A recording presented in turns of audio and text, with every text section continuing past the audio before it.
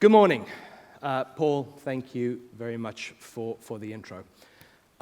It's really good to be here with you, and what an amazing turnout. Congratulations on getting so many here. I hear back to pre-pandemic numbers, in fact, even higher. I don't know how you all feel, but for me at least, it's difficult to believe that we're already at the end of November. This year seems to have flown by. I jokingly say that while I've been in the role for almost 11 months, there are times when it feels like 11 minutes, and other times it feels a little bit longer. But as I've said from day one, and Paul, you reiterated, the key to any real partnership is open, transparent communication, which allows us jointly to understand and to improve. And Paul, thank you. You've remained very consistent with that joint philosophy throughout. So, what am I going to cover? Well, I thought it would be valuable to share a few things with you this morning. Firstly, I'll share some of the market trends that I'm seeing across the UKI in the conversations I'm having with you, our customers and partners, and how I believe that technology partnerships need to evolve to address this, as well as some key growth areas. I'll also try to share an under-the-hood view of what that means for us locally and how we're evolving to try and support. And finally, I'll have the privilege to welcome one of our customers to join me here on stage to share their views and perspectives with you directly. Now, I'm sure as leaders of businesses across the UKI, we can all relate to this picture. The whiplash we've all experienced over the past 3 years and the challenges we've all had to overcome have been pretty significant. From Brexit and COVID, to ships getting stuck in canals, to the war in Ukraine, and more recently, cost of living. These existential crises have caused fundamental disruption to the way businesses operate and the role of technology, which have required organizations to make what often felt like split-second decisions, just as a means to survive. But today, across the UKI market, it feels that we've come to accept that these historically disruptive events are now part of our new day-to-day. And when you've just succeeded in a fight for survival, naturally the focus turns to maximizing value from that newfound resilience. And what I'm seeing across the UK is an increasing expectation, therefore, that technology investments are made with an outcome focus, a clear value lens, and a much stronger change management governance. Okay, so pretty sure you're saying, how are you responding? But before we get into it, let's be honest. Paul, you already called it out. For some of you, there's an elephant in the room. For example, open questions around CPI, our cloud-first innovation strategy, and the concern of not being left behind. And these are all fair. But I think it's important to frame these in the context of why. And if we take a step back and look at the market we operate in, the latest innovations are what keep us and you, because I firmly believe that we live our purpose through helping you achieve yours, competitive in an extremely challenging environment. And what we've heard consistently is that you expect us, as a partner, to be one step ahead and to challenge the status quo when we believe that jointly we're not maximizing our potential. Change is never easy, and we face the same challenges as everyone. How do we direct a finite number of resources to provide the most value to our customers and ensure that we maintain our place at the forefront of an industry we helped create, which is what you rightfully expect from us?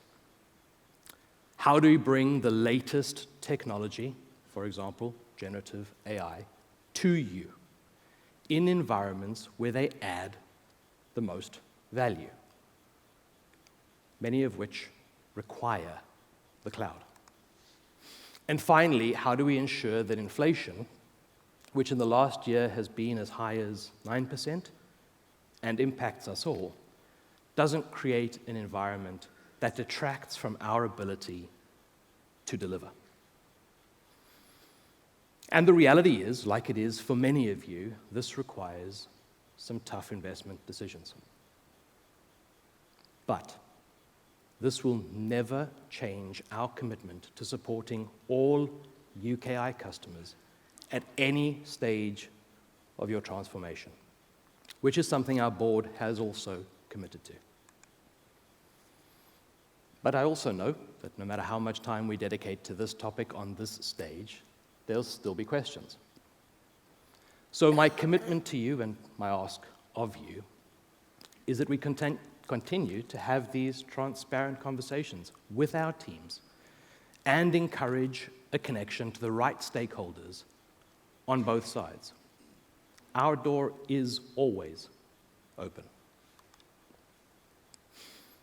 And as I discussed with Paul when we first met at the podcast, I really do believe that the basis for a true partnership is that open, transparent discussion.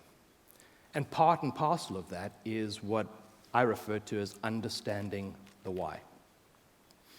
That doesn't mean that understanding why we make the decisions we make, or you make the decisions you make, will solve everything. But it will, I believe, help create that foundation of trust. Now, after what's just been said, this may seem a little tone deaf, but I'm sure none of you are surprised to see Rise here or around. I know that for many of you, it has felt like all you've heard us say is, Rise is the answer. What's the question? But let me take a moment to explain the context of why we launched Rise. And to everyone thinking, well, to sell more S/4HANA Cloud, give me a moment. Rise was actually born directly in response to customer feedback. You shared with us that it was too difficult to work with SAP, that it felt like SAP was only focused on selling products. You were rightfully demanding more from us. The market was also very clear. If we want to be the cloud company, we need to be a proactive partner and move from a solution and project delivery focus to being accountable for the operational delivery and outcome. Rise was born from that feedback, to become the proactive partner that you were demanding, bringing the best of our ecosystem together while still giving you flexibility of choice in terms of hyperscaler or services provider, all while ensuring SAP remains accountable for the outcome. Rise isn't only about S4. It's a cloud operating model that leverages the power of our ecosystem for you. And this year, we have seen that the understanding of Rise across the UKI has progressed significantly, thanks to the help of our joint workshops and this forum, the user group. We'll hear a little bit later directly from one of our customers about how and whether they perceive this change. As I said, understanding the why doesn't solve everything, but hopefully it provides a better understanding of how we're trying to build that partnership. And this means evolving the way we partner with all customers. Because history has proven that lasting economic turnaround in UKI requires growth in the SME market. Employing over 16 million people, these organizations make up over 80% of the market. Many of you here today. We cannot overstate the importance of these companies to economic recovery. But not only can SMEs outcompete, with the right partner, they're able to change the entire playing field. The challenge, however, is not to allow complexity to creep in as they grow. And this is where technology comes to the fore, by allowing you to focus on your growth by providing a platform that delivers standardization. Grow with SAP makes this accessible to all organizations, a proactive partnership across our ecosystem, giving you the ability to leverage fit to standard in the cloud from day one. Okay, so a lot of what I've said so far really relates to SAP as a whole. Let's narrow the lens and focus on UKI. Because in order to bring this to life, we also need to evolve in the way we're partnering with you. Now, let's be clear. This is not a snapshot of where we are yet. And we all know cultural change takes time. But I think it's really important to give you a view of the 3 key focus areas and what we're doing together so we can hold each other accountable. Looking at fielding a great team. Now, this may come across as a really internally focused objective. The reality, though, it underpins everything. It ensures we have the right skills, the right teams, and most importantly, the right mindset across our business to support you. So what are we doing? We are investing more in customer success partners, focused on earlier, outcome-based engagements with you, ensuring outcome success plans are prepared for the entire term of our partnership. We're also evolving our customer-facing teams to deliver better value-based conversations to support your decisions in whatever stage of your transformation. We continue to work with our partners to increase skills, certifications, and capabilities to meet our ambition of reaching over 4,000 certified SAP consultants by 2024. In addition, we're developing new talent pools, launching our first ever degree apprenticeship program here in the UKI, many of whom are here today. But we're also focused on building a resilient business, one that prioritizes longer-term partnerships over short-term gains.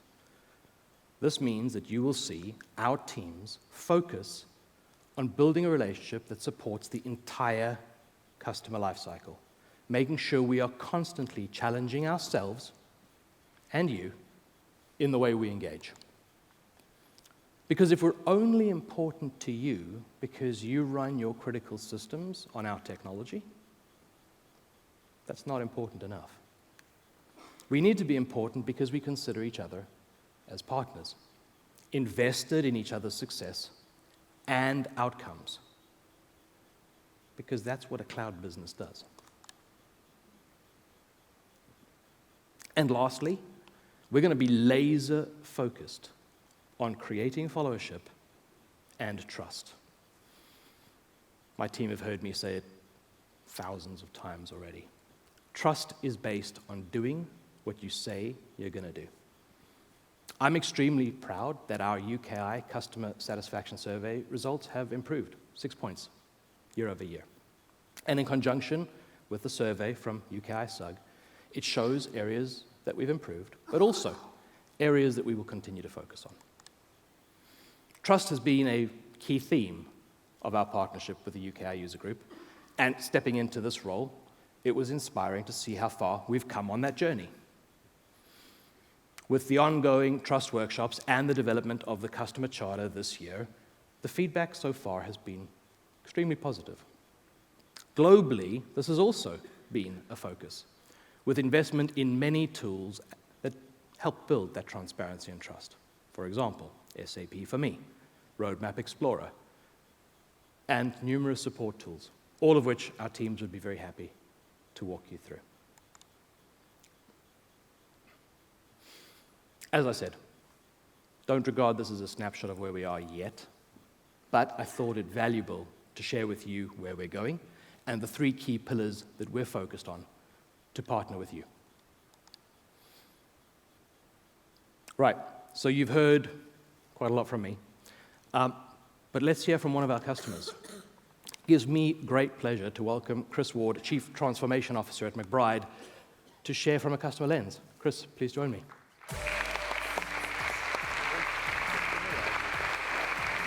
So Chris, first of all, thanks very much for joining us and taking the time to do this. Maybe to kick us off, you can give everyone a quick overview of McBride and where your strategy is taking you. Great morning, everyone. So I'm Chris Ward. I'm the Chief Transformation Officer at McBride. I'd never heard of us either. So we are a European manufacturer. We make private label products in the household cleaning area. We were born in East Manchester 96 years ago, and we've grown to over $1 billion through acquisition. We've got 14 factories across 12 countries, and we also operate in the Far East as well. So our strategy is twofold. We're focusing on quality and innovation. When you're in the world of private label, it's very important to show consumers that your quality is as good as the brands. Secondly, private label always says to itself, well, the brands go first when it comes to innovation, and we're fast followers, and I say rubbish to that. So we're putting a lot of energy into innovating, and we've got some innovations underway, particularly in Denmark, that will be world firsts, to really show European consumers, millions of them that use our products every day, that we can innovate as best as anyone. So quality and innovation are the key pillars of the McBride strategy. Chris, having worked now with McBride for the last several months, one thing that really struck me is the cohesiveness and alignment that you have at the executive level, across the executive team. So I guess the question from my side is how important is it, do you think, to have that alignment when it comes to technology? Yeah, well, mostly aligned. There's always a few things, isn't there, as always.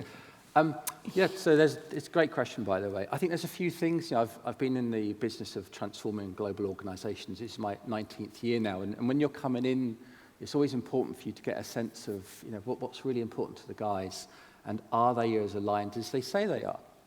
And when it comes to technology, and particularly our journey with S/4HANA, we're going for an adopt methodology. We're doing that because we think we're going to get a better product.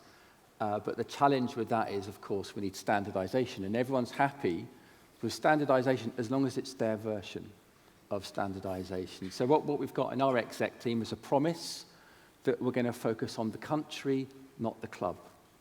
And we are clear, because we all have the same levels of dissatisfaction about the status quo. We've got a 26-year-old version of SAP, and we actually have 2 versions of SAP, one in the UK and one in continental Europe. So we're all equally dissatisfied with the status quo, and we've put a huge amount of energy in ensuring that we've got the right vision. And that's so key for us on our journey, because we're going to have to do a lot of selling of this transformation to our organization and our customers and our partners upstream in the value chain as well. So we're focused on the same level of dissatisfaction, and we're crystal clear on the vision. And that's helping us move beyond divisions, move above functions to focus on our enterprise-wide challenge ahead. Chris, I remember when we first met in London many months ago, and we were speaking about SAP's role in that transformation and in that journey. And you drew me a fish. I did, yeah. Which, to be honest, I have plagiarized ever since. But for those out there wondering, what on earth am I talking about? Maybe you could just give everyone a view. Oh yeah, I'll try. So there's 7 transformation programs underway in McBride. Funnily enough, S4HANA is huge for us, but it's not even the biggest. We are attempting to get to net zero when it comes to carbon reduction. At the moment, we generate 950,000 tons a year, so you can imagine an enormous undertaking. But the fish I was drawing, so what I was saying to the McBride team and Ryan is, when you've got 7 transformational programs happening simultaneously across 14 geographies, you have to decide what's the backbone, what's the priority, what comes first when it comes to capital, resources, management bandwidth, the things we're talking about and the things we're focusing on. And for us, we've agreed that S4HANA and our move from 2 systems to S4HANA is the backbone of the fish. So that enables the whole organization to understand that when it comes to priorities, everything else comes off the backbone. And that absolute clarity that picture allows us, enables us to make the right level of decisions, and more importantly, the right priorities, so that we focus on S4 being our priority. Yeah, I'm always acutely aware that we're all here by choice. So, Chris, what was it that ultimately gave you the confidence in allowing us to partner with you? Well, it was a long journey getting us to agree to move from 2 versions of SAP to S4HANA. It took over 2 years to do the due diligence, write the business case, get board approval. This is the single biggest investment we've done in our 96-year history. And the fact that SAP stayed with us very patiently through that 2 years, I think, was a huge credit to the organization. But secondly, what I've seen, certainly since Ryan's arrival, it felt like that it was a bit of a revolving door, the role of UK&I MD. But what I see with Ryan's arrival is humility. I see humility, and I see a guy I can trust, actually. And it was interesting listening to the other comments before, but I think you have to take people as you see them. And with Ryan's arrival and this newfound energy to get the deal over the line, to get us up and running, I think that was a huge part. And finally, what I've seen with SAP, I've been working with SAP, goodness knows for how long. But I'm not a technology guy, I'm a transformation guy. So I've always been a little on the periphery. But what I've seen certainly in my McBride experience and their experience of SAP over the last 2 years is it's an organization that doesn't oversell itself. We've come with a set of business problems. SAP have talked about how they can help, and that's where we've fixed the core. There's been not loads of chat about all the other things that we can do as well, and SAP are being driven by what we need, not SAP saying, here's a whole load of other solutions as well. So I've not felt that pressure that I've heard others describe in interactions with SAP. And finally, if I can have a finally, I'm always apprehensive about brand new technology. And I don't know if you guys were there, but there was a Barcelona conference where I think S4 was launched 10 years ago. It was really weird. When Gabriel Byrne came out, he's from The Usual Suspects, and he did this poem. It was pretty random. Anyway, so that made me think this is good. So we don't need a brand new shiny solution. What we need is something that's fit for purpose. And I know that SAP S4 has to deal with much more complex organizations than ours. So I had an application here that I knew was fit for purpose. So it was for all those reasons. Wow, you've thrown me a little bit. Thank you. Extremely humbling. But we've spoken about it as well, right? No project is sunshines and rainbows all the way. So I guess maybe 2 final questions, and I'll ask them both. What could we be doing better? And secondly, for customers out there that are looking to start that partnership with us, what advice would you give them? Yeah. That's a tough one, actually. We've had a very positive experience with SAP, not just on S4, but previously as well. I will say the business case was a bit sporty. When we asked SAP to come in and have a look at the potential benefits that S4HANA could bring, there were some big numbers in there, ladies and gents, and I was like, if you divide it by 10, you're probably closer to the truth for us. So I get it, right? So we cut that right back. So, watch the business case. It can be a little bit excitable. And in terms of forming a relationship with SAP, well, I've had to sort of reform one, having not speaking to the guys too closely over the last few years because I was out doing other things, is if you've had a previously iffy experience, try and press the reset button in your mind if you can. I get a sense that things are changing for the better in SAP. I think with Ryan in the team, you've got a team that are genuinely interested in making things better and working more collaborative. I don't just say that. That's been my experience, my genuine experience of working with the guys since I joined McBride just over a year ago. So try and press the reset button if you're holding on to anything and take them as you see them, because I think it's changing very quickly, certainly in the UK&I space. Chris, thank you very, very much. I know you'll be around for a few sessions throughout the day, and I know you've already had a number of reach outs from folks that are looking to connect with you. So, Chris, thank you very, very much again.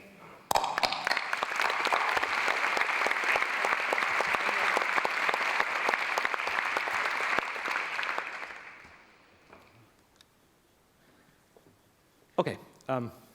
Well, I probably can't close it any better than Chris did. But I guess if I was to leave you with one thought from this keynote, I guess it's to reaffirm that our door is always open, and we value transparent conversation. I trust that over the course of this event, our team will continue to demonstrate how we are laser-focused on earning your trust and the followership in the UKI. I very much look forward to continuing to work with all of you and all of our customers in 2024 and beyond. And it's been a pleasure to be here. Thank you very much.